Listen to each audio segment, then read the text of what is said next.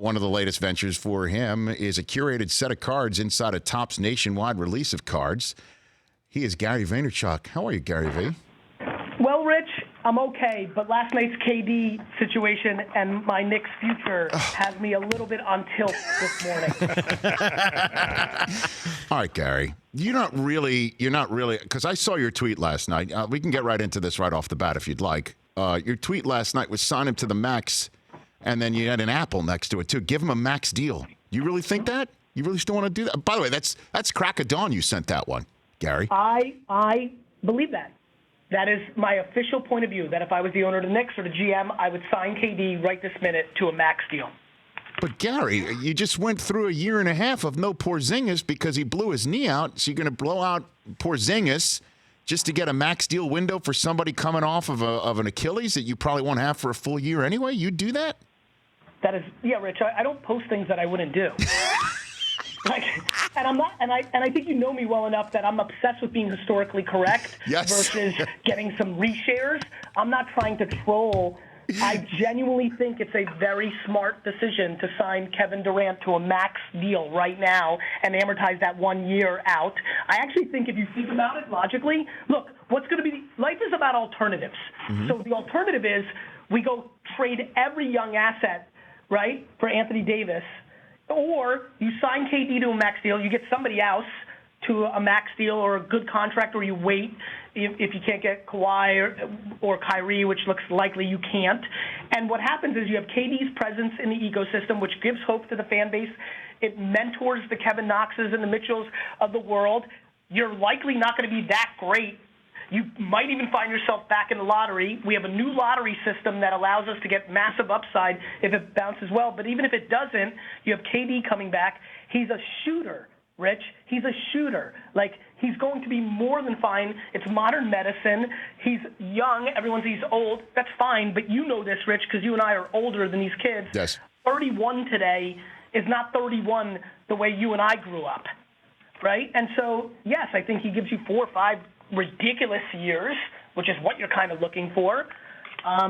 Yeah, I would sign him to a max deal. Unless, of course, he just stays put with the Warriors for a year. He cannot opt out and then maybe create some sort of window for next year.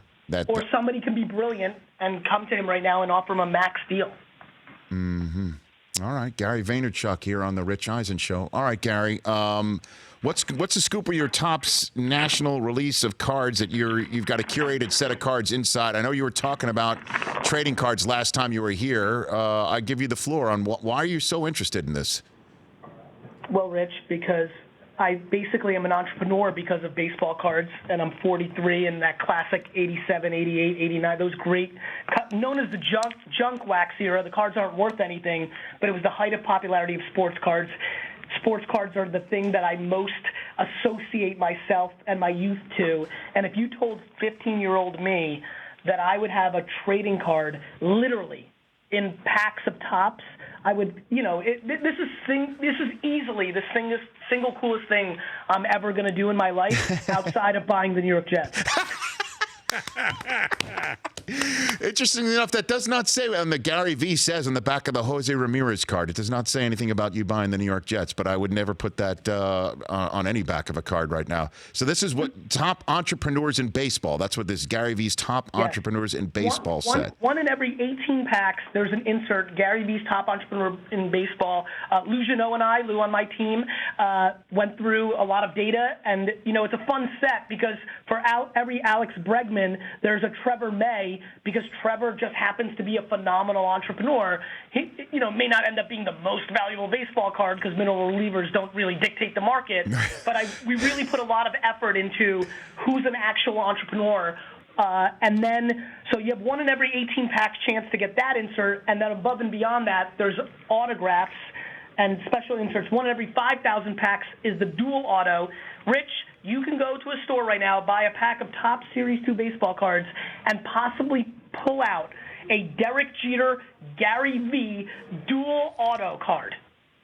So his autograph is on it along with yours in the pack of the card. All 12 guys that I picked because I picked two icons, Randy Johnson, who's become an entrepreneur in his photography business, That's right, yeah. and Derek Jeter, who's well documented in all his entrepreneurial ventures, are the two classic guys.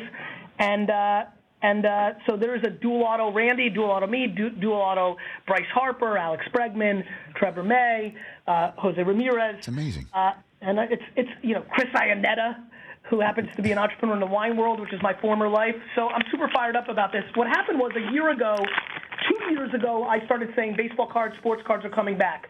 A year ago, I got really loud. By the way, I'm opening packs as I'm speaking to you. I just pulled an Alex Bregman game-used jersey insert card, so I'm excited here. I decided they were going to come back because of sneaker flipping, gambling. I thought vintage cards were unbelievably underpriced, especially in basketball, as it continues to create demand in Asia and other things. And so Jordan rookies, Kareem rookies, Oscar, Jerry West icons, and then obviously the new stars, the Hardens, the Kobes, the Durants. By the way, one of the things I'm most excited about, if Durant is out for the season, I'm going to buy an uncomfortable amount of Durant rookie cards over the next year. Gary Vaynerchuk here on the Rich Eisen Show. So what is the value of some of these cards that you're pulling out of this pack? If you just go ahead and throw it in, I guess some sort of coating or some sort of protective covering, Gary. Oh, you're talking about the grading system. So I don't know yet. They just came out, and so the value of these cards is going to be figured out. Mm-hmm. I'd like to think that there'll be some demand from from entrepreneurs that want my inserts. So we'll see how that goes. I mean, the market decides on that, right? And so we'll see. I mean, there's a big national convention in the last week of July in Chicago. I bought a table, Rich. I'm literally spending 4 days at the national convention as a dealer, like back in my teenage days. So I'm excited about hustling there. And we will see what the cards are worth. Oh, incredible. So if somebody... By the way, real quick, I apologize for interrupting, but obviously we talked about it last time a little bit when I'm really getting hot on this. I noticed your tweet about finding your cards. Yes. I saw a bunch of people jumping in. It's the emotion and nostalgia that really drives this hobby, and every kind of 20 years it bubbles back up and becomes a dominant force. I also think there's a really interesting thing. I've had over 50 to 100 mothers reach out to me and tell me the reasons they're excited or even pushing their kids into sports cards is they're looking for alternatives to technology. And they like the idea that their kids are spending time opening packs, putting them into binders, trading with their friends in real life. I think the fear-mongering of technology is going to lead to a little bit of market dynamics as well. Interesting. So when you say technology, it's like get them off a screen, which obviously my wife and I are constantly focused on the amount of screen time, televisions, iPads, iPods, or whatever, iPod touches my kids are on. So you think moms are concerned about that, giving them cards and is going to be a thing, if you will, over the next couple of years. I'm starting to see it. And I'm also seeing moms be way more into entrepreneurship than my generation. I was luckily in a place where my mom did believe in it. Yeah. And, bam, I just pulled a Gary Vee insert. It's Ian Kinsler. I'm fired up. Ian Kinsler just pulled it, Rich. Fired up, GB3. Ian Kinsler, great ball player. There you go. Are you a fan of Ian's game? Well, Ian, I'm not. I haven't watched much Padres baseball lately, to be honest with you, Gary. But I do know he's on the Padres now. And interestingly enough, I just took out my old Stride Right shoebox that I have next to my desk here, filled with cards, and I have no idea what they're worth. You say they're junk, is what you're saying? Are you saying they're junk? I say they're junk, and you know what? I'll give you $10 because you and I are friends. So I'll give you $10 for your junk.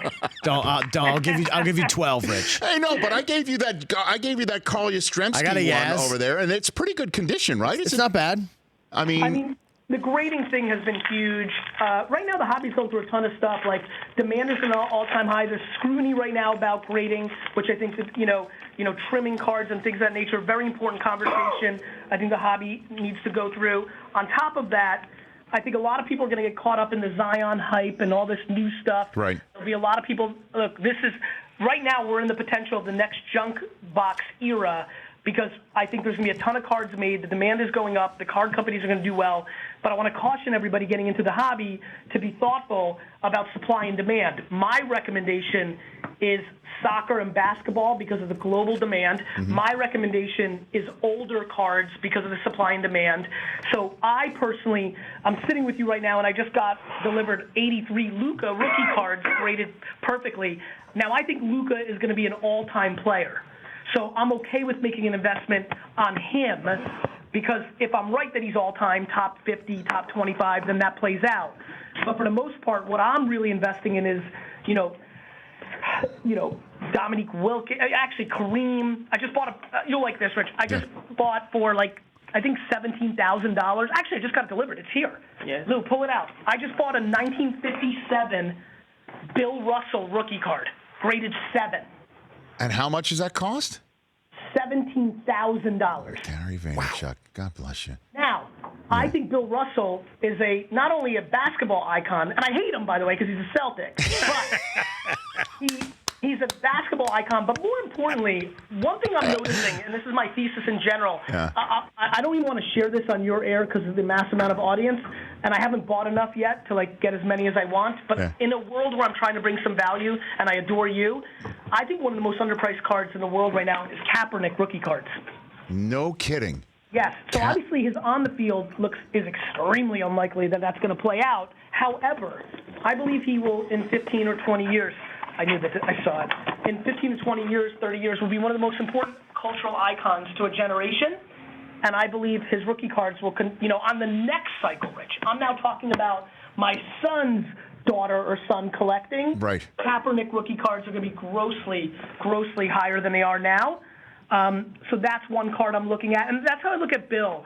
I think you're starting to see, we saw Kuzi come out. I think as America, ironically, is taking a step, people see us in a tough spot now where we see the world differently. I think some of the icons of acceptance and inclusion in sports will continue to grow in overall fame, not just sports fame. My intuition is there is a documentary to be made in the next 30 years that really tells Bill Russell's story in a way that transcends just sports, which creates even more demand for his rookie card as one of the executions of people paying homage to him. And so Bill Russell is very high on my list of underpriced cards.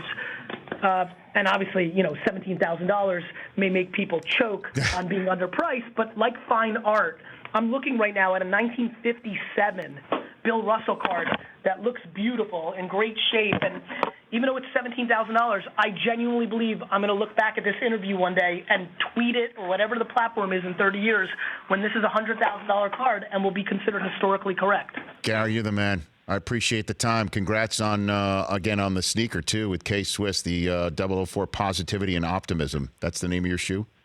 It is, because I believe in those two things. Without delusion. Everybody who's listening, if you're not into optimism and positivity, you're in trouble in life because if you're looking for bad, you can find it. But that doesn't mean delusional. And so practical optimism is my religion. You're the man, Gary. Love having you on. Anytime. You know that. Rich, I need to get on before the Jets season because after I watch the third preseason game, which ironically is against the Saints this year instead of the Giants, I will have a very educated hot take on their record. Educated. Hot takes aren't educated, Gary. Oh my gosh, I'm sick looking at a picture from your Instagram. I must have missed this. You and Le'Veon Bell had a jersey exchange already? Did you really? Not only do we have a jersey exchange, Rich, when we're off the air, I'm going to show you a text exchange that basically black and white proves that Le'Veon Bell is a New York Jet because of me. Now that's a hot take. That's a hot take. No, actually, you know what that is? That's actually 100% pure facts. Hashtag. Take care of yourself, Gary. Congrats on the cards and the sneakers and everything else. You're the best, Gary. Take it easy, I'll Gary. be calling KD before the day's over to make sure I can say that about the Knicks as well. You got it. Take care, Gary. That's Gary V. For more of The Rich Eisen Show, tune to Audience Channel 239 on DirecTV for free on BR Live or download the Rich Eisen Show app.